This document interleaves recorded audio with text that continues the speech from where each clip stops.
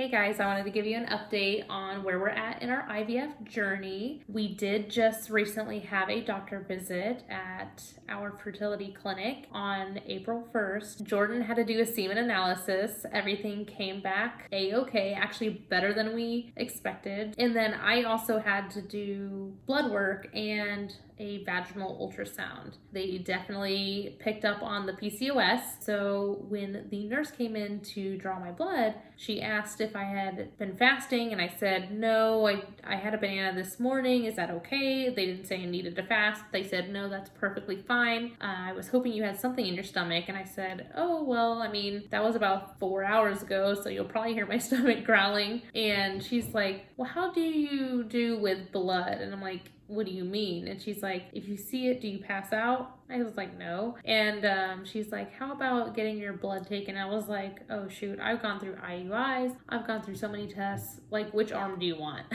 Basically. And she's like, well, honey, I'm going to take a lot of blood. So since you only had a banana for breakfast, I'm going to need you to get back on that table and I'm going to need you to lay down. I did what she asked. Then I see her go over to the counter and, put on her gloves and everything. And then I see her grab a handful of vials. So I really thought she was joking. She wasn't, even though it was April Fool's Day. So I lay on the table and my veins did not want to show up that day. So she tried on one arm, didn't work. So she tried on the other, that didn't work. So she went back to the other arm and it finally took. She took my blood and I wanted to go over the results with you, and I'm actually going over them for the first time. So you get to enjoy this with me. I will be looking at my computer a lot and then kind of talking about it.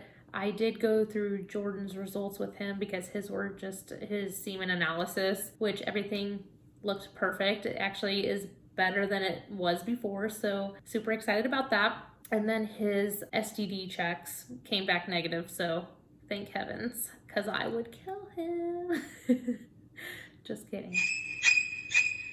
Anyways, I am going to go through my tests with you and explain the results. I may need to Google some things just to get what the normal levels are, but let's kind of hop into this. So I logged into my patient portal, which is really cool that my fertility doctor has this whole portal set up where you can book appointments, you can see all your prescriptions, your lab work, you can sign documents. It's just really cool.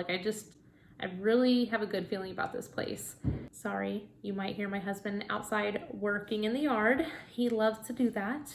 Okay, so the first few tests are the infectious disease tests, which all came back negative, as I thought they would, of course. But that would be the HIV 1 and 2, hepatitis, syphilis, gonorrhea, chlamydia. Oh my gosh. Ew. So everything came back good. I knew I would pass those tests with flying colors. So anyways, the next test was the Prolactin. My result is 8.2 ng-ml, so milliliters, 8.2. If I go to my good old friend Google, it says that normal values for prolactin in men are less than 20. Don't need to worry about that. Non-pregnant women, me, would be less than 25 ng-ml. And again, I was 8.2. So that seems to be normal. Bless up. And then just for your knowledge, if you are pregnant, your level should be 80 to 400 ng-ml. The next lab was for, I hope I don't say this wrong, varicella. I think I'm saying that right. Varicella zoster virus. Basically, it's the virus that causes chickenpox. I didn't need to take a test to know that I was going to have signs of this because I did have chickenpox as a kid. I guess it also can cause shingles. So my levels weren't as high, which is odd to me. I'm not a doctor. Because I had chickenpox, so I thought the levels would be higher, but they're not. It did show that I had that in my blood, so I kind of figured. The next one, let's see here, was the TSH, or thyroid hormone levels. They did check for that. It says the results were 2.43 MIU-L, and that it says that the normal TSH values would be 0.7 to 1.9. Am I reading that correctly? Oh, no, I'm totally reading that wrong. The normal range is anywhere from 0.5 to 5.0 or 5. And mine was 2.43. So it looks like my levels are normal there. Okay, next test out of the 21 is the antibodies that came back negative, which is good. It said no antibodies detected. So next one is the rubella antibodies, and that came back normal. So rubella is also called German measles. It says it's very rare and that it has fewer than 20,000 cases in the United States per year. That one's good. Next one was the E2, which is the Estradiol, and it says my results are 62.7 pg/ml, so 62.7. Okay, so the normal levels of estradiol in women are 30 to 400 pg/ml, and mine is 62.7, so it seems to be on the lower side. I don't know if that's considered low, but 30 to 400 and mine is 62.7. It sounds like it's lower. Let's see. It's probably because I have PCOS. Yep. Right here it says PCOS, or polycystic ovarian syndrome, in which there are many ovarian follicles simultaneously producing estradiol, is one example of this. Elevated levels of estradiol can also be the result of certain hormone supplements, liver disorder, or elevated levels of androgens. Okay, that makes sense because I do not have menstrual cycles on my own unless I force them. So it says, what happens if estradiol is too low? So low estrogen may lead to missed or irregular periods, infertility, everything I'm going through.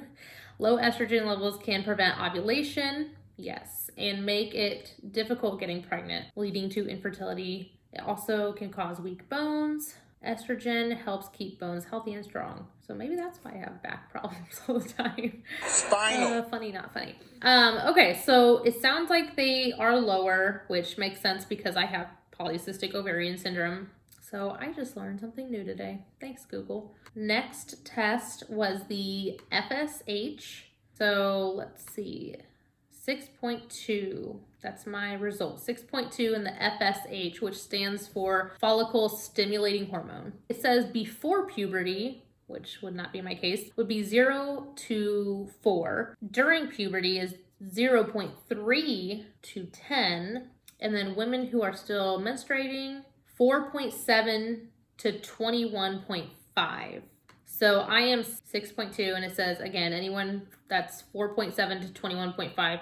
So again, that kind of seems low. It probably has to do with the PCOS, so I'm not surprised there. Oh, okay, and then it says, for women after menopause, 25.8 to 134.8. So if that is where you're at in life, that's where your level should be. But for my case, they need to be 4.7 to 21.5. And so I am in the normal range, which kind of sounds good because I don't feel like I am normal with all of the problems that I have with getting pregnant. So it's nice to have good feedback, and it's nice to have normal tests come back. Okay, so the next one is anti-Müllerian hormone, or AMH. I've taken this test multiple times. This one says 14.11, and so the normal range is anything over 1.0. So it actually says that for my age, for the age group of 26 to 30, slightly low would be 0.69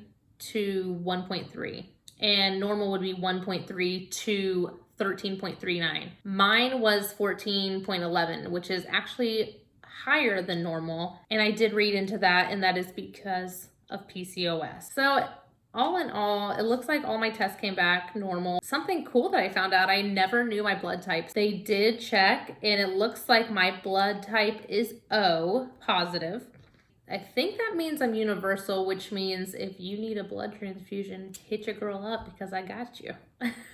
Looks like everything was good. Jordan's semen analysis came back better than we expected. Both our STD checks came back negative like we thought. And everything else on my end looks pretty normal. Some levels are a little low, some levels are a little high. Again, it's because of PCOS. Oh, I forgot to say, they did say that my vitamin D level is lower than normal. It needs to be 35 or higher. Mine was 18, so it was low. So they did put me on a prescription for vitamin D. I do have to take 1 pill a week for 8 weeks, so then they'll retest me via a blood test. So hopefully that comes back better next time. I did have low vitamin levels or vitamin D levels when we were doing the IUI, so I had to do this before, so I'm not super shocked. So I did just take my first pill, and then I'll take a pill again every week for the remaining 7 weeks, and then I'll get retested. But yeah, so that's kind of where we're at. We do have a follow-up with a genetic testing specialist with KU. So she's gonna get with us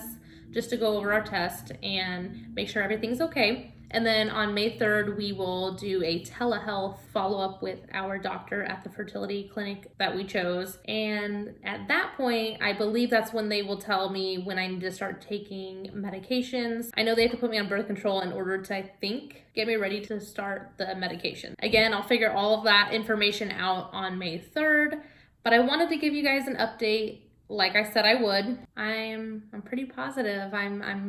We're getting there. Finally, we are getting there. I feel really, really good about this doctor. He is the 8th in the country for success rate with infertility. So really excited about that. I love his staff. Like, oh my gosh, I love his staff. It's just like, I just feel really good about this place. So please continue to keep us in your thoughts and prayers. We really appreciate it. Hopefully I explained these things to you in a way that you can understand. If you have any questions and you just need someone to talk to, again, I am always here for you. I will be your soul sister. I'll just continue to keep you guys updated. So love you guys so much, and we'll talk soon.